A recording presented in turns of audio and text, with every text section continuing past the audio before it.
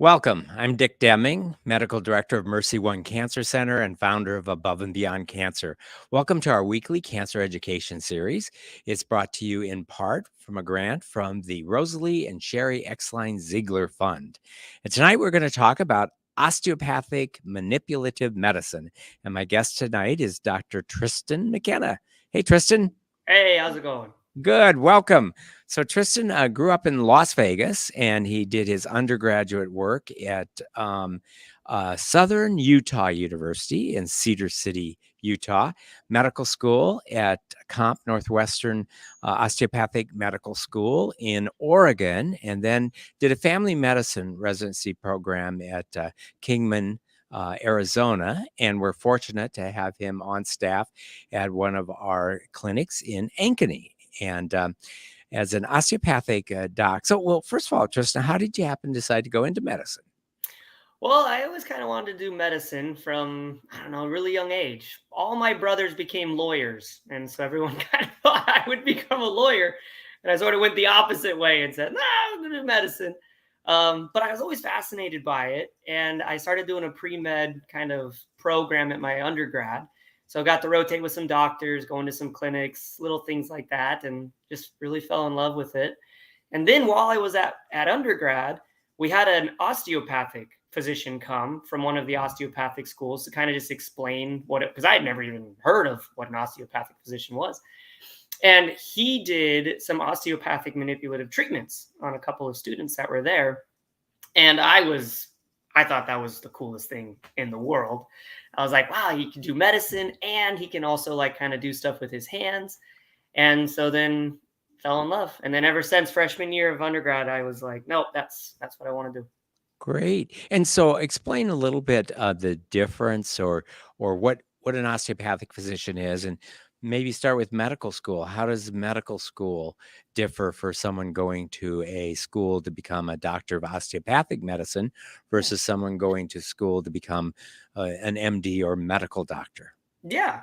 So it's actually a very similar process. So the osteopathic medical school is a 4-year program, very similar to an MD program or allopathic physician. As an osteopathic physician, though, we do book work, clinicals, pretty much everything else that our MD counterparts do. But we also do a lot more alternative studies as well, like chiropractic type stuff, very similar to like osteopathic manipulation. Sometimes we'll learn a little bit more about other kind of alternative types of medicine. And we have to do upwards of, I think it's like 300 to 400 hours of on hands training with either patients or students for our, fine tuning our osteopathic manipulative treatments that we do. And So Tristan, do you know anything about like the history of osteopathic medicine? Did it yeah, start in the United States? And yes, so and it are did. there are there DO schools elsewhere in the world? Yeah, oh, I think there are DO schools elsewhere in the world now. I'm not super familiar with that, Okay. but it did start in the United States. It started by a man named A.T. Still, and he was at the time a physician. This was back during, I want to say like World War II time, maybe a little bit before that. But it was kind of at the time where medicine really wasn't super regulated, and some doctors were doing things that were a little, maybe not the best. And so he was kind of just, it wasn't into what his profession was doing and felt like they were kind of causing more harm than good with some of the treatments. And so he decided to sort of found this different way of approaching medicine, which would be more full body. So instead of, just picking up a medicine off the shelf, more, well, how can we change diet? How can we change exercise? How can we improve your overall lifestyle and health? Rather than just, hey, take this pill and call me in the morning. And Gotcha. so then that kind of snowballed into a pretty big movement. And now there's quite a lot of osteopathic physicians, at least in the US, and Mhm. it's pretty well known. And certainly here in Iowa with, DMU, Des Moines University here in Des Moines, osteopathic medical school. So people in Iowa are very familiar with osteopathic physicians. Tell us, we're going to talk today about the role of OMT, osteopathic manipulative, manipulative treatment. What is the theoretical basis for manipulative treatment, and maybe describe what it is and what the basis is, and then we're going to talk a little bit more about how it's used. Sure. So the basis really just comes down to the body is one functional unit. So if something's wrong with your hip, that's going to affect your gait, which is going to hurt your knee, which is going to make your feet swell, which is going to cause pelvic pain, which is going to give you low back issues. So it's going to cause all these problems. So when someone comes into the office and they say, "Hey, doc, I got this really bad low back pain," well, maybe that's not exactly where your pain's stemming from. Maybe you got some other muscle skeletal disorder somewhere else that's sort of underlying, and that's leading to these other kind of chronic complications. And so, as part of osteopathic manipulative treatment, we try to find where those problems are, even if they don't necessarily bother you, and say, okay, well, I think, here, this particular bone or this particular muscle is not normal. It's not what it should feel like on a And is normal that person. assessment that you're making based on physical examination, or is it based on x-rays or CAT Oh, scans? no, no. All physical. So it's completely with your hands. So the idea is you feel enough people to understand what the normal feels like on somebody. And then when someone comes in complaining of some problem, pain, whatnot, when you're assessing them, you're able to feel, okay, well, this part of you doesn't feel like what everyone else's feels like. So there must be something kind of off here. And then the originators of osteopathic manipulative treatment said, well, what should we do? Let's do something. And so they would try different treatment modalities, things like high velocity, low amplitude, which is your common like popping and cracking that you think of when you think of a chiropractor. But a lot of other techniques too, like counter strain, where they sort of take the muscle and put it into a position of relaxation and let it reset itself. Things like muscle energy, where we sort of adjust the body and then have you push against a force that's resisting you, so that your body will sort of rotate itself back to where it needs to be. But yeah, the whole idea is we just want to take something that feels wrong and make it feel like it's normal again, so that way you can get some pain relief. And I kind of understand that from a muscular skeletal point of view, Yeah. and when someone has a muscular skeletal disorder, is it in the theory, does manipulating the muscular skeletal system also help restore balance or help in other illnesses or health conditions that we don't normally think of as being muscular skeletal? So, Oh, for example, I mean, high blood pressure or digestion, or can a manipulative treatment be beneficial in helping promote health for internal organs in addition to the musculoskeletal system? oh, absolutely. Like with the principle of, well, at least the principle of osteopathic manipulation completely is founded on just that. You have fascia, which is this thin layer of tissue that's located all throughout the body. It's over organs, it's over your muscles, and this fascial layer is very connected. A lot of the times I remember going through anatomy and kind of seeing this thin layer, especially in osteopathic school. They focus on this layer so you can kind of visualize it. And it's fascinating how you can take some fascia from, say, for example, your leg, and you can ball it up, and you'll see the fascial patterns happen throughout the rest of the body. And it'll go into the back, it will go down into the organs, it will cause all of that to tighten. And so this idea that the whole body is connected, not only musculoskeletal but also in your organs, is absolutely true. And so by kind of helping to restore that fascial, restore the muscles that kind of tighten up the fascia, by doing that, you allow fascia in other places to also relax. And so you're able to get great benefits and other things too. So I think you explained that everyone going to osteopathic medical school learns this early on and spends quite a few hours. Correct me if I'm wrong, but my experience, having worked alongside many DOs, is that many, if not most DOs, let that skill or talent go Yeah. as they sort of practice in the world side by side with MDs and maybe don't want to distinguish themselves, or I don't know, how would you phrase it? So I think the problem that you get is when you're in school, and this is very similar, I'm sure, with medical school too, is, you see the clinical side of things, but it's not really till you go out and see the disease that you really learn it and develop it. And so the problem is a lot of doctors that go into osteopathic school, when they leave the first 2 years of school work and they go to start their internships and their clinical rotations, unless you really focus and take certain clinical rotations with other OMT or OMM practitioners, you don't really learn how to do it. And Mhm. you kind of forget the skills that you get, because the skills that you get in school are so cold and clinical, and they're just like, do this and that. But you don't really know how to do it until you get someone who's broken, and then you fix them and you go, oh, that's what that was. That's what that does. So if you Yeah. don't do that, then you kind of lose it.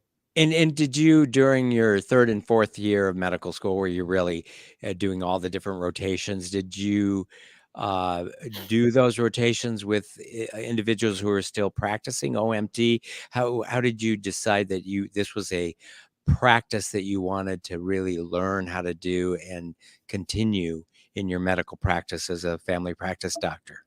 Well, I was, like I said before, OMT was what really drove me to osteopathic manipulate or osteopathic medicine. And so, right off the bat, on my 3rd year, which is when you start your 2 years of monthly clinical rotations, I did a rotation with a physician in Oregon who did purely nothing but OMT. Great guy. And I was lucky too. In Oregon, osteopathic manipulative treatment is very much accepted. There's a lot of people who do nothing but OMT all day long, even though they trained and learned, all about medical, treatments and different disease processes. They've chosen to completely specialize in OMT. And so, oh my gosh, these guys and girls are just amazing. The things that they can do with their hands just would blow your mind. So I got to work with, Dr. Rummel was an amazing one that I worked with my first month out.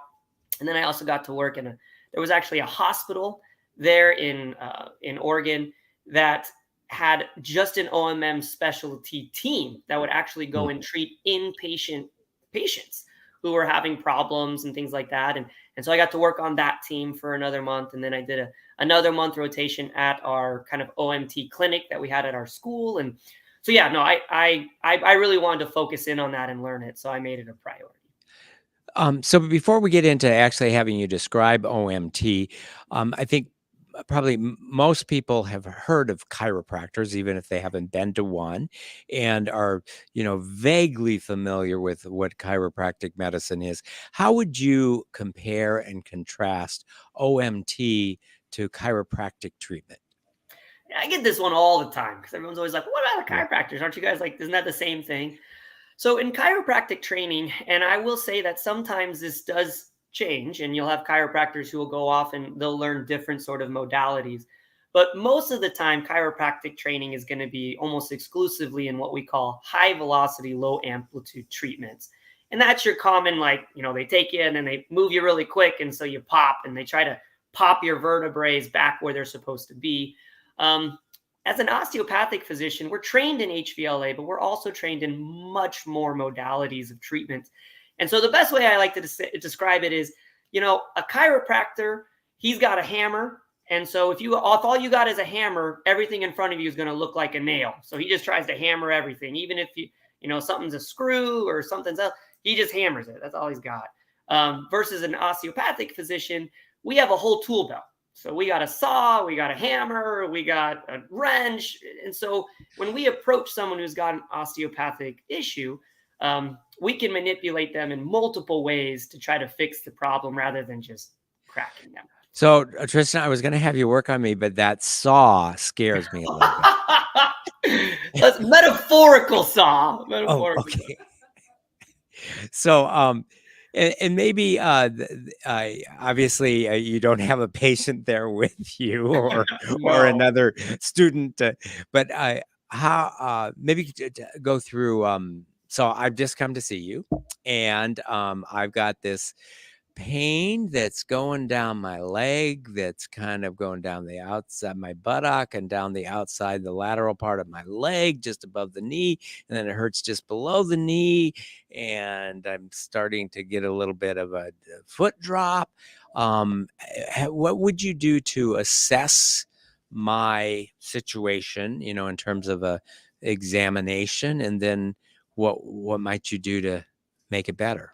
Yeah. So one of the first things that we look at is range of motion. So I'd want to see, well, where are we stuck? Are you able to rotate your low back just fine? So, are you able to turn left and right? No problem.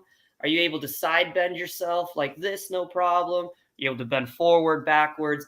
Because once you kind of know where range of motion is, you sort of can kind of pinpoint maybe where there's something that's stuck, because it makes sense. If something's stuck and you can't rotate left, that's a problem. We got to make it so you can rotate yourself left, right? If you're stuck like this, then we got to loosen something up so that we can do that. So we start with more of a range of motion look, see where maybe there's something specifically wrong. Then we'll kind of fine tune into that, and we'll use our hands to look at your vertebrae. And everyone's kind of like, what? So on your vertebrae, you have these things that kind of stick off to the side. They look like wings, and they're called the transverse vertebrae. And you can literally push your fingers and feel them on people's backs. And so if those vertebrae are sort of moved like this or like this, and they're stuck in one direction or the other, we can help sort of loosen up the muscles, sort of manipulate the bones so that those vertebrae sort of come back into what we call alignment. So we would check the vertebrae, see if they're rotated one way or the other. We're also going to feel on the muscles. There are particular muscle groups. For example, in your situation that you just described, I can almost guarantee you that this person is going to have a very tight piriformis muscle. So we would palpate that muscle, feel it with our hands. And, if it elicits pain, or if it's really, really just tight and balled up, then we would focus in on that muscle group and we would relax it out. Another common muscle group that's going to cause an issue here is called the psoas, also going into the iliopsoas muscle. It's a big muscle located in your back. So we would kind of feel on that muscle, see if that's tight. And once we sort of assess, the bones, are you stuck one way or the other? Is there a certain muscle that is tight? Then we can decide, okay, this is where the problem is. Why don't we focus in here on our treatments and try to loosen it up? Okay. And in your experience, one treatment makes a difference? You notice an improvement like instantly? Is this something where you need multiple treatments, once a day, once a week? I'm sure there's different situations, but let's say a classic sciatica type of pain. So your classic big pains are almost always going to take more than one treatment. And the reason why is it's very rare for someone to get a sciatic pain unless they've herniated a spinal disc or something like that. That just sort of comes on its own. It may have come from some inciting flare-up event. You lifted up that box wrong or something like that. But most likely you've had months, if not years, of chronic tightening. You probably don't stretch much. And so over time, those muscle groups have just gotten really tight. They've adjusted the bones just enough now that you finally win over the edge, and then you got this lots of pain. So most of these chronic conditions, they're going to take more than one treatment. Usually we're looking at about 3 to 4 is about how many I need. And the other thing that I think is very different, at least with how I like to practice osteopathic medicine, is it's not a treatment and you're done. It's a lifestyle adjustment. And so during our treatments, we're talking about different activities that we can do to decrease stress, things like mindful meditation, meditative breathing techniques. We're talking about specific stretches and stretching regimens that I want you to do in between treatments. And these are all things that are going to be designed to maintain the treatment, because the biggest problem that I always face is patients feel great the day of, the day after, then it starts to go away. And so we got to do certain things to maintain it so that we can keep things flexible and moving so that you just don't go back to where you were before. What would you say are the top 3 issues? You mentioned that you were at a clinic that did OMT. That's all they did. What were the top 3 issues that patients would complain of or seek out OMT to help remedy? Headaches, neck pain, low back pain. Probably 90% of what I treat. Mm-hmm. And so, what would be the physical exam assessment of someone who's complaining of headaches? So with headaches, we'd focus in on the neck. So obviously, cervical spine assessment is going to be big. Most of the time, when someone has a headache, you're looking at what we call a classic tension headache. And this is where the person comes in and they say, "Doc, it feels like someone's just crushing my head. It feels like there's a band around my head. I got pain that starts at the back of my head and then it just kind of ropes up to the top like this." Most of that's going to come from your spine and the cervical neck. It's also going to come from a group of muscles called the suboccipital muscles, which are very small, but they actually pack a big punch, especially when it comes to your skull and whatnot. So we would focus in on the neck. We would focus in on the back, the kind of the base of your skull. And then something that I do, which is a little bit more, I don't know, like fringy, but I do what's also called craniosacral treatments. And so I can focus in on helping to kind of get the skull moving a little bit more, doing some micro adjustments on that parts of the back of the skull to help try to get the kind of CSF fluid or the cerebral spinal fluid moving a little bit more inside the brain, which, honestly, I really get a lot of good results with headache patients. So yeah, so that's another thing we would do. But Tristan, did you say cranial sacral? Yes. So cranial sacral is probably the most advanced osteopathic stuff. The idea behind that is your skull is made up of different parts of bone, and you might, if you've ever had a child or held a small infant in your hands, you feel on their skull and it's terrifying because they have all these soft spots and you're like, oh my gosh, where's their skull? That's because when you're born, your skull is separated into these different kind of islands of bone. And as you age, these islands of bone are going to come back together and they're going to sort of fuse. They're going to create these sutures that are sort of in between the two bones. But the trick is these bones are still moving on a very slight level. Nothing nearly as advanced as your other bones are, but they still have the ability to have some movement in them. And so the idea behind craniosacral is we find when maybe these bones are stuck or they're not moving like they should, and we have techniques that we implement, very mild techniques that we can implement to get these bones sort of moving again like they should. But I'm still confused. So I'm hung up on the word Sure. sacral, Oh, meaning sure. Your sacrum. sacrum. So does sacral have another meaning in the? No, it is your sacrum. So we focus in on the cranium, and then your bones and your spine and all of the different ligaments Mhm. that travel within your spinal cord are going to go all the way down to your sacrum. And so sometimes we will do this treatment in the skull, and other times we'll treat the sacrum, which to some people is kind of surprising because they're like, For "Doc, I for got for a a headache. headache, What's for going a on?" headache. That's Gotcha. not where my headache's at, Doc. But I'll tell you that a lot of the For times these people things, who have their heads up, no, but I guess there's certain people. But for the most part, though, that sacrum's also going to become really tight, I and see. that's something else that we can do to try to open up the movements of everything else, so that it's all connected. Gotcha. Okay, so that would be a headache. And how long would that treatment take? So Um, most of my treatments, I try to get into about 30 minutes.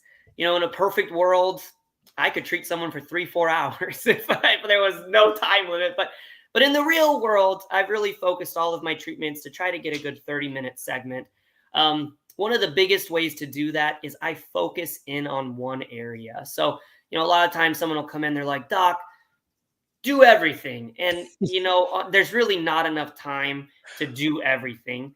So a lot of the times I say, you got to pick tops or bottoms. We're either going to work on the bottom half of you or we're going to work on the top half of you. And then the next time I see you, if the top half's doing great, then we'll fix the bottom half. But we got to start with one. So, an observation that I've had because in the integrated medicine program that we've developed at the Cancer Center, we brought on board massage therapy and chiropractic care and acupuncture, and Tristan's going to be joining our clinic and twice a month be providing OMT, osteopathic manipulative treatment for our cancer patients. But one observation, and it's not just an observation that, obviously our massage therapist works on me.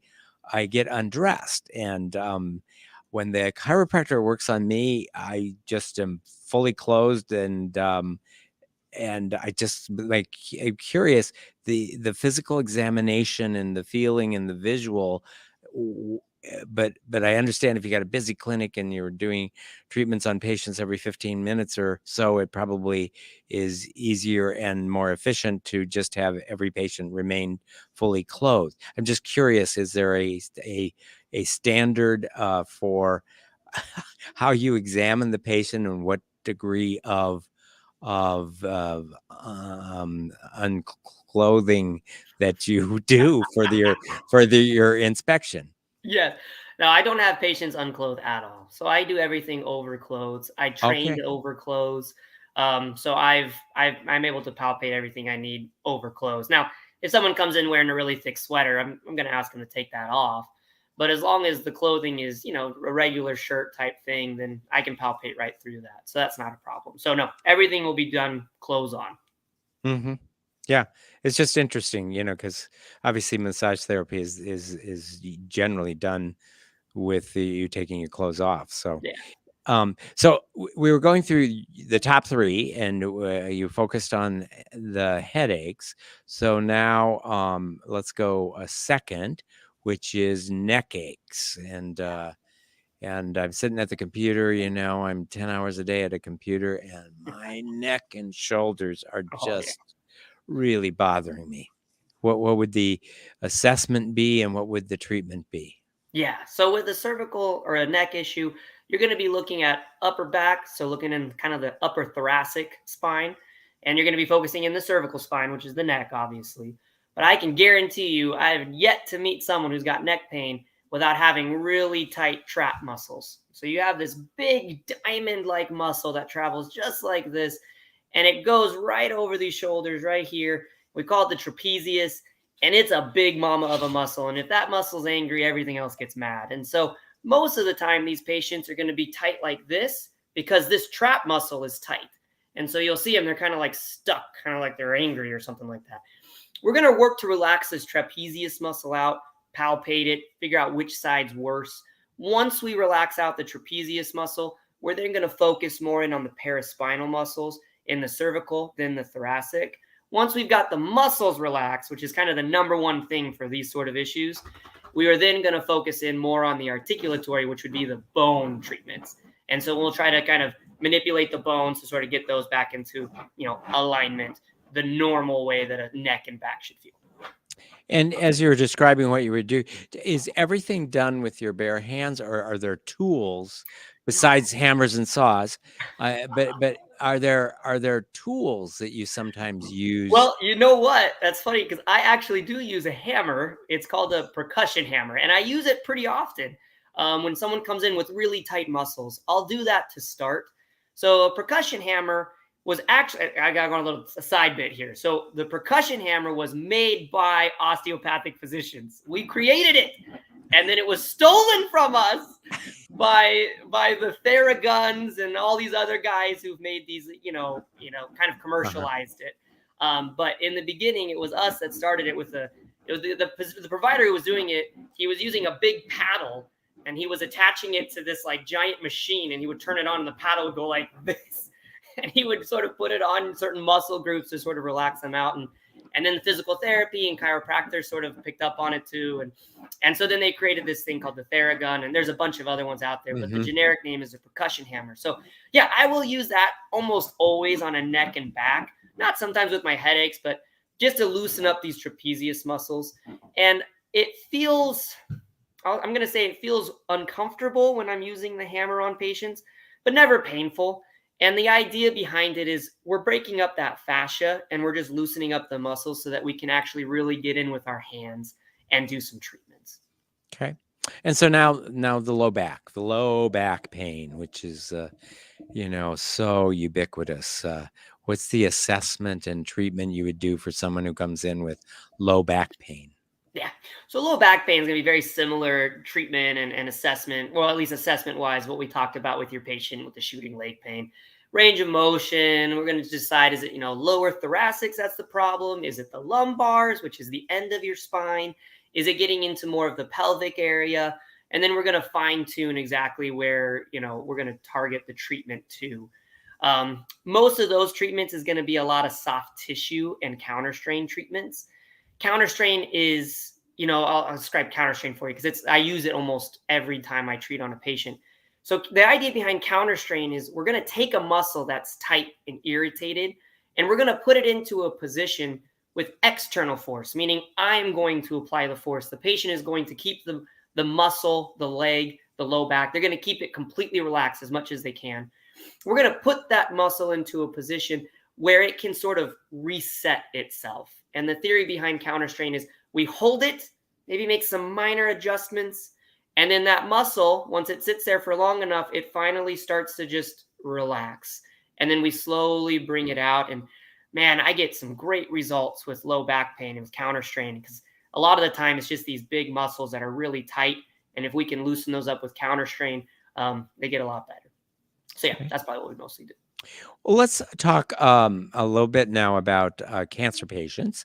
Sure. Now, cancer patients and cancer survivors, and they have all of the same problems that people that don't have cancer have. But then there are some other issues that might be, specific. And so, let me give you a few examples of some common situations.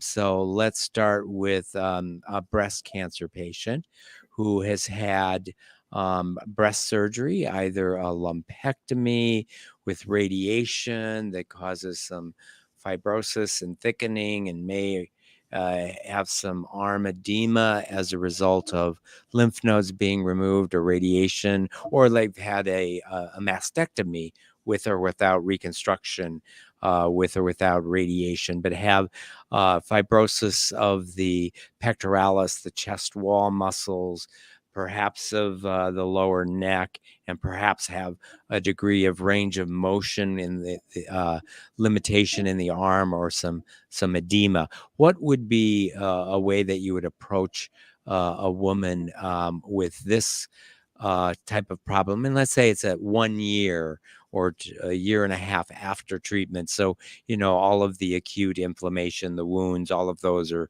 all healed, and you're dealing with what I would call fibrosis. But I'm interested in how you would describe that situation in terms of, osteopathic evaluation and treatment. Sure. So that's a great one. I've actually treated quite a few breast cancer type patients.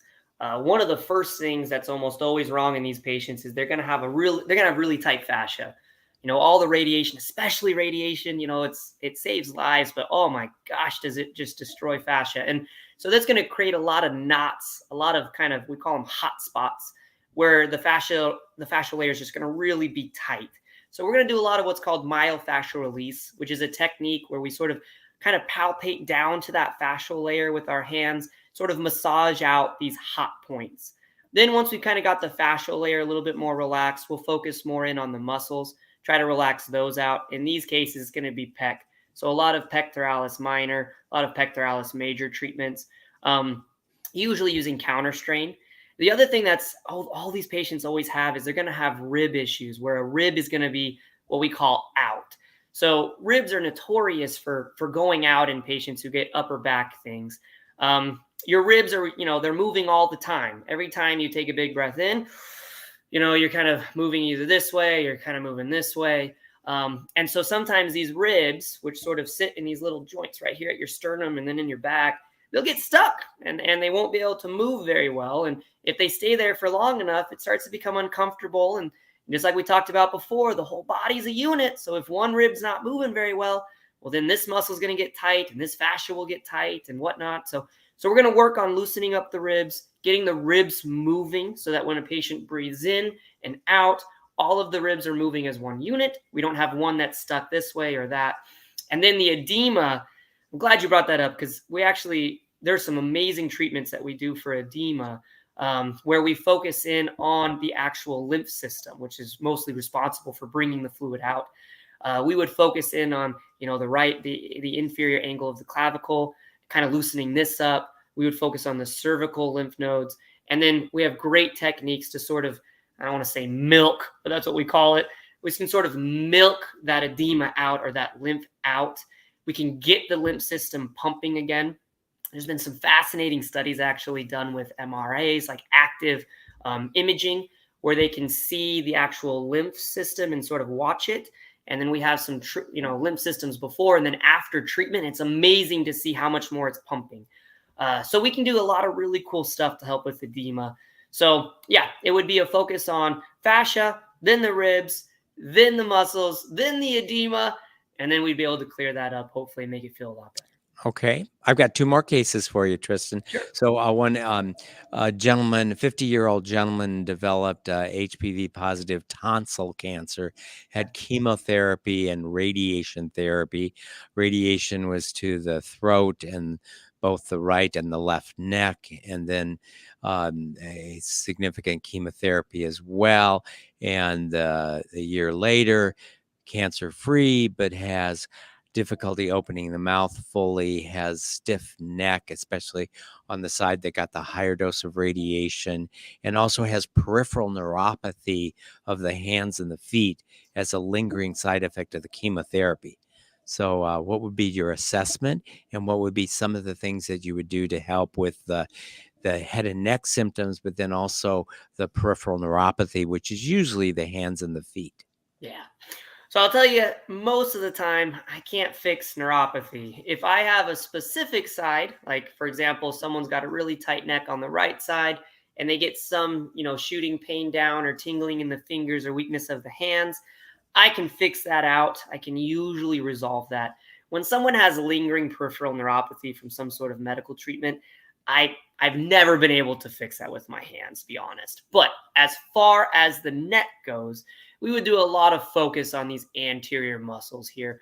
Platysma is actually, even though it's a small, thin layer, it's pretty important and it can make things pretty tight. We'd focus in the sternocleidomastoid. We also have some good treatments for the TMJ, which is your kind of joint located right here, which could be responsible for why and most likely where he's having his difficulty with opening and closing, chewing, things like that. So we can really loosen this up. We can loosen this up. I can loosen the trapezius up. We would focus on the fascia here again, because anytime you say radiation, I say fascia pretty much every single time. So we would focus in on the fascia layer too, loosening that up. Maybe if he was having more specific neuropathy on that side, he would see improvement.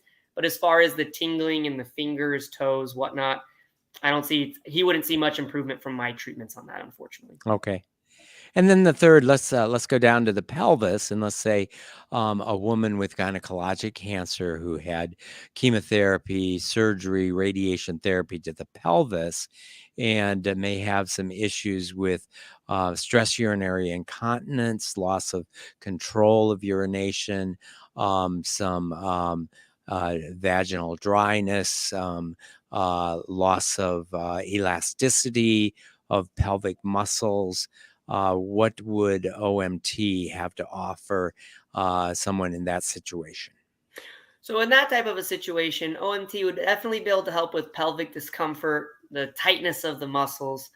There's not much I can do about a spastic bladder or urinary incontinence due to, whatever kind of treatment was given. A lot of the times that's going to be more of like a neurogenic type bladder.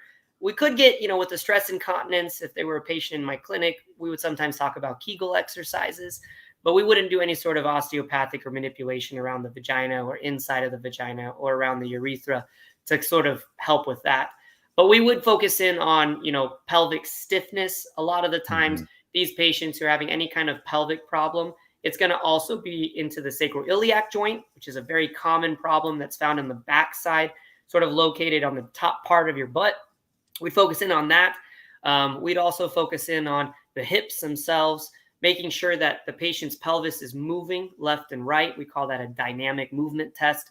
So we would sort of palpate on the anterior aspect of the hip, make sure it's rotating. If not, we would address where it was tight or where it was stuck.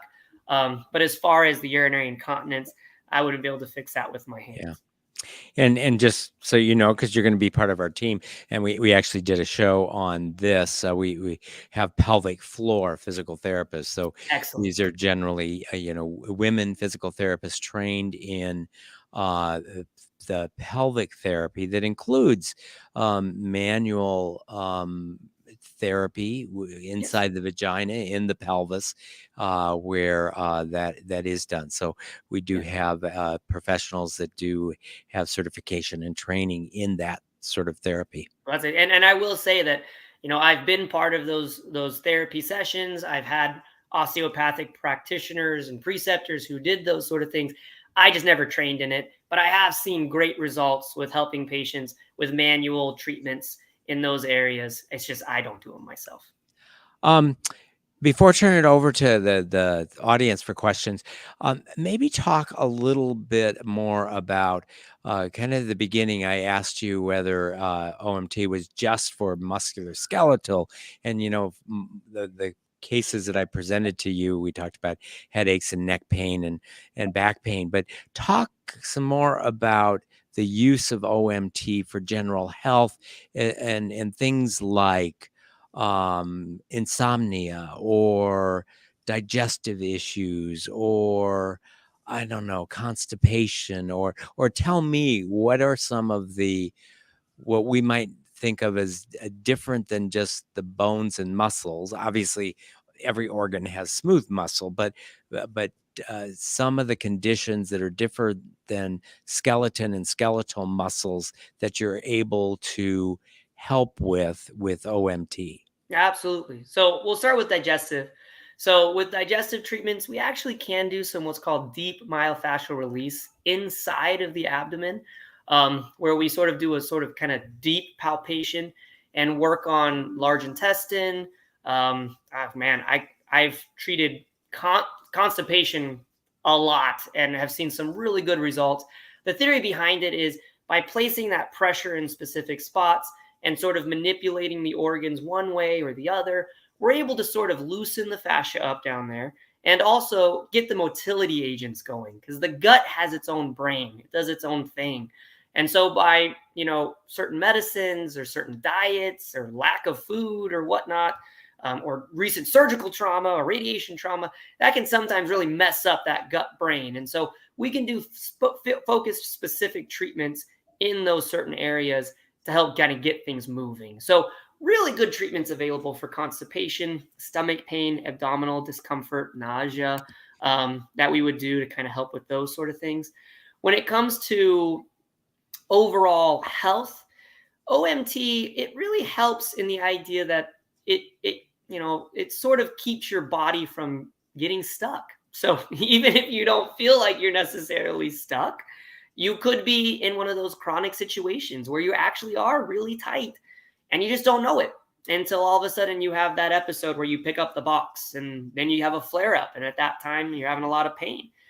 So sometimes we're able to get in there and find those areas before they become a major issue and resolve them, whether that's musculoskeletal, whether that's deep inside the abdomen. Yeah. Any other conditions that you want to talk about that are different than skeleton and skeletal muscles? Sure. I think I want to reemphasize just because it's, especially with cancer patients, I see this a lot is there are some great treatments for edema. So if you're just having edema, lower extremity, upper extremity, edema in any of the limbs due to lymph node removal, sentinel lymph node biopsies, radiation, any of that stuff, great treatments for that, stuff that we can do to really kind of get that fluid out, make you feel a lot more comfortable. So I would say edema, please think of us when you think of edema. The other one would be constipation, abdominal pain, nausea, which I imagine is seen a lot with IV cancer treatments. Think of us. There are some really good treatments that we can do, especially to get the bowels moving. I'll tell you, diarrhea, I can't fix that very well. But as far as Okay. constipation goes, I can get the stomach going. But what about, you mentioned nausea. Tell me about Yeah. more about what would you do with someone who is plagued with nausea?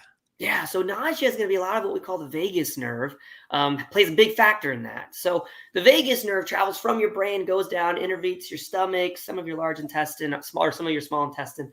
But it comes from the brain and it comes out of what we call the foramen magnum, which is a big old hole in the back of your skull where all these sort of nerves are coming down. And so we can sort of work here to sort of loosen that up. A lot of the times patients, when you probably have people watching can probably relate to this. When you feel really sick and you're throwing up, what happens? Your neck gets really tight. Your upper back gets tight. Sometimes you get low back pain because when you vomit, all of these muscle groups really tighten up. And so what we can do is go in and sort of focus in on these parts that particularly squeeze or irritate that nerve, relax them out with the hope that that will sort of alleviate the pain or the nausea of the stomach. And then we can go to the stomach itself and we can do certain palpations near it at certain kind of nerve bundles, we'll call them. But there's these three major spots where the arteries leave what's called your abdominal aorta, which is your big blood tube. And we can go to these places like the SMA, the IMA. We can focus in on these spots where there's a lot of activity, a lot of nerve activity, a lot of lymph activity. And we can go in and sort of loosen those spots up so that things get flowing again. So the lymph gets flowing, the nerves sort of get a chance to relax. They're not so tight. And that helps a lot to alleviate the nausea. Okay, great. Thanks. You know what? We're going to open it up to questions. So we got a live studio audience, and they are raising their hands already. And then those of you that are watching live streaming, if you have questions, you can put them into the chat box or the comment section box of your monitor. So let's start. Angelita. Yes. Wow. I was just taking notes, and if I was to do a multiple question answer, it would be check A, check B, check, all the above. I'm a cancer survivor, and uh, Dr. Deming get an excellent question about the breast. I had breast cancer on my right breast, and then I had lymph nodes removed. And I have a compression sleeve. I wear that, and then I have a compression pump. Now that alleviates where the arm, from the armpit down to the wrist. But then when you describe the other part, yeah, it really hurts. And when you started describing the ribs, I'm like, oh my gosh, I got to see somebody. And so I get these headaches, and right now my oncologist is trying to figure out whether it's the hormone pill or because there's side effects. Absolutely. But I mean, to the point they want to do MRI, they want to do all these. I'm like, there's got to be another solution. And it was like that moment of when you came on and started talking. I'm like, I wrote in big bold letters, I gotta see this guy. So a question I have is about headaches. Now, when I was explaining to my oncologist, I was getting these immense headaches. And first we thought were migraines, but I don't feel that was what it is, to the point of the neck to hurting till it got me nausea that I thrown up a few times. Yeah. Is that cause that when you get that immense headache can cause that kind of reaction reflex? Absolutely. So headaches are tricky because we have three main headaches that we deal with. There's tension, migraine, and then cluster headaches. So it could be a little bit of both. A lot of the times you'll go in and the doctor will tell you it's a migraine. It's got to be. It could be both. You could have a tension headache and you could be having a migraine. And so, I try to do a lot of manipulation before I choose medicine, but at the same time, I'll use a lot of great migraine medicine, that's out there. So I don't know if you're working with the oncologist with that too. So I have patients who are on their migraine medicines, but at the same time, they come in so that we can keep things loose, which helps a lot with, the migraines and also the tension headaches as well. So yeah, no, I think for sure there would be a lot of things that we could do to help alleviate that tension, which would hopefully alleviate the headaches, which would hopefully alleviate the nausea and the vomiting. And another question to add on to that, is it something as a patient like me would have to be referred to a doctor like you, or? So I'm not specific on the details yet, but from what I believe, I'll be at the clinic, and I think you can just schedule an appointment. Is that right? Or Yes, that's right. So those of you who are interested in OMT and that are cancer patients, cancer survivors in the middle of cancer treatment, we're going to be providing OMT. Dr. Tristan McKenna, who's our guest tonight, and also Dr. Myrna's Kopich those two are going to be doing OMT for cancer patients in the cancer center.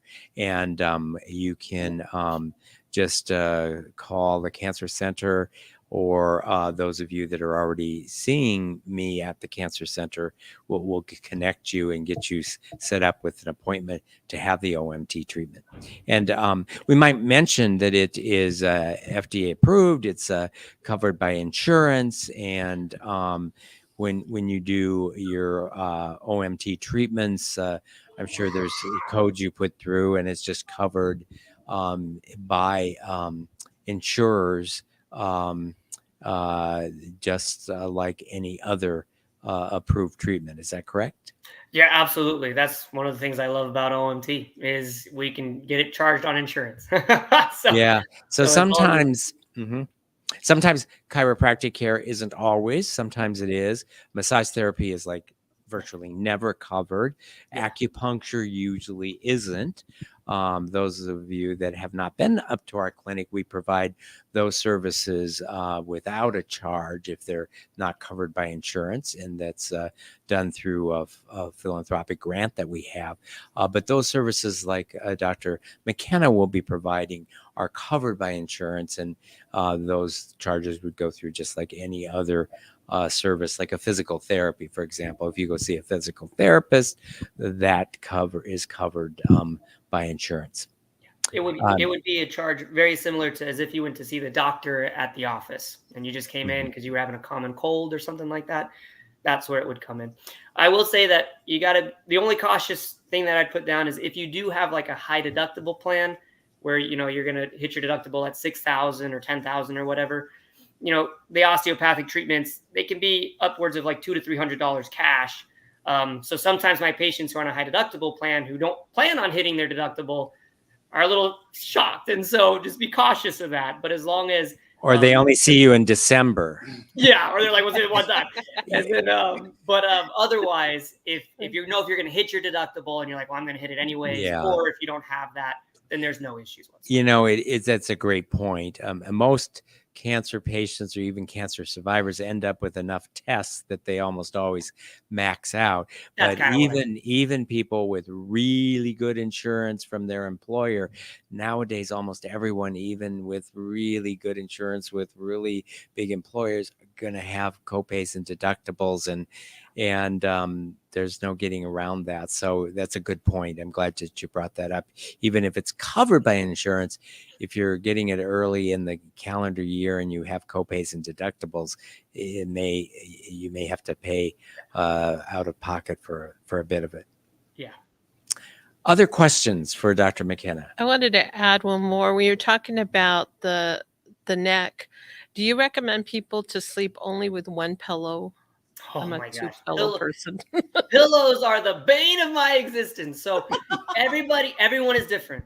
Everybody is different. So do you have your own brand of pillows? I should. I should have the McKenna pillow, but it would only work for 10% of people, so it wouldn't be good. So it's really, you got to find which one works for you. So I have patients who will literally sleep with nothing but a towel.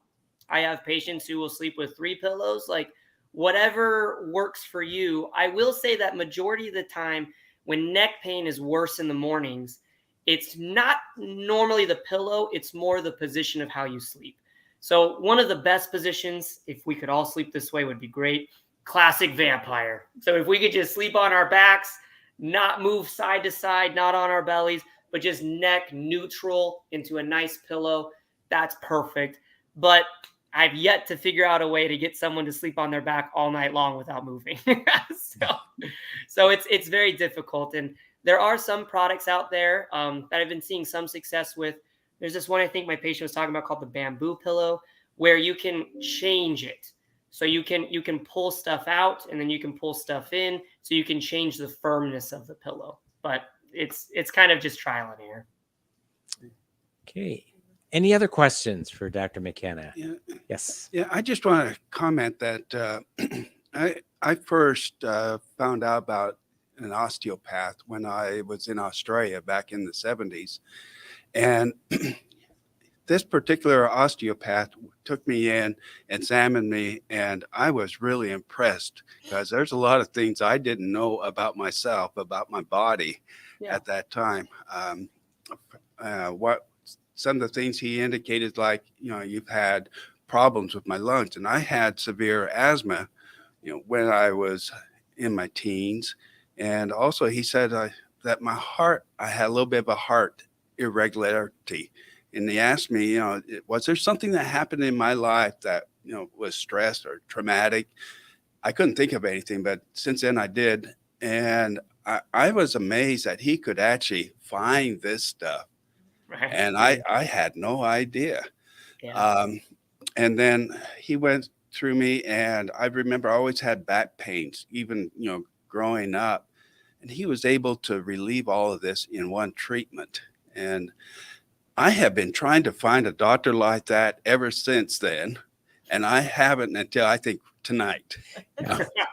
And Dr. McKenna is at Prairie Trails, correct? Yeah, I'm at the Ankeny. Prairie Trail Family Medicine. And so he's, and you're accepting new patients, right? Yeah, and I do osteopathic manipulative treatment Yeah. there as well. So in his regular clinic, he's a family medicine doctor, takes care of everything in the conventional way that an MD would, but he also does the OMT. So yes, so you can reach him there. If you are a cancer patient, where you can get his services at our cancer center. So that's another way to get the OMT. He won't be doing his family medicine shtick in our center. At least that's not the plan. No. But he'll be doing the OMT. But he also has his regular practice in Ankeny. Any other questions? We got time for one more. I have a couple questions. One is, do you have advanced programs where you go to a residency for a specialty? There are. I medical did not do doctors one of do? those. So I went right into family medicine. I did not choose to do the full year afterwards of OMT specialty treatments.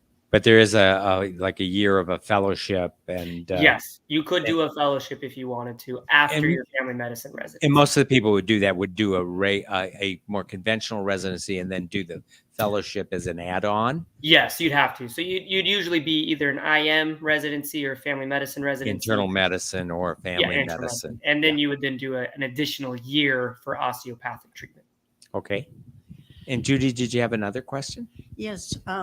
It seems like, people think that osteopaths are maybe for people that are middle to older age, but I think there's a lot of need for children and even infants. Do you work with infants and children sometimes? Yeah, absolutely, I do. They're some of the easiest people to work with because they're so movable. Older people, things get stuck and it's hard to unstick them. But in infants and younger people, and especially pregnant women, it's so easy to fix things in them too, because they're full of relaxin, which is a hormone you get when you're pregnant. But yeah, no, I work with those kind of patients all the time. Great. Well, Tristan, thank you so much, Dr. Tristan McKenna, doctor of osteopathic medicine. He's a family medicine doctor at Mercy Prairie Trails in Ankeny. And in addition to practicing family medicine, practices osteopathic manipulative medicine. And he does that with OMT, osteopathic manipulative treatments. And I'm saying that over and over again so I don't trip on the words.